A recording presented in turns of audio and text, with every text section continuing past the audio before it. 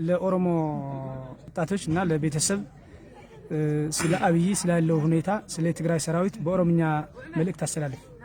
ኡመታ ኦሮሞቲፍ ተቆለን ዱጋ ወንኒ ይሙፈን አብይን ዱጋ ሂማን ጅሩ ሶባ ጅራ ሶባ አብይ ዳ ለገይሰኒ خራ አካ ኢን ቀብሶነ የተኒ خራ ከነ ህንዱፍነ እስንንጃን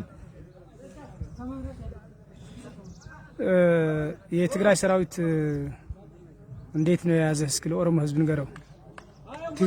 የትግራይ ልጆቹ በጣም በቃ አስደናቂ እንትኒ ማለት የሚያስደናቁ ላይ ነው የያዘ ማለት ነው።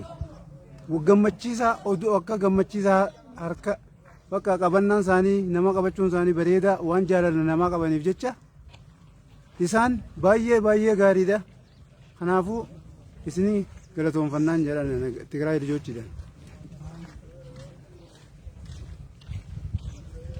አመሰግናለሁ።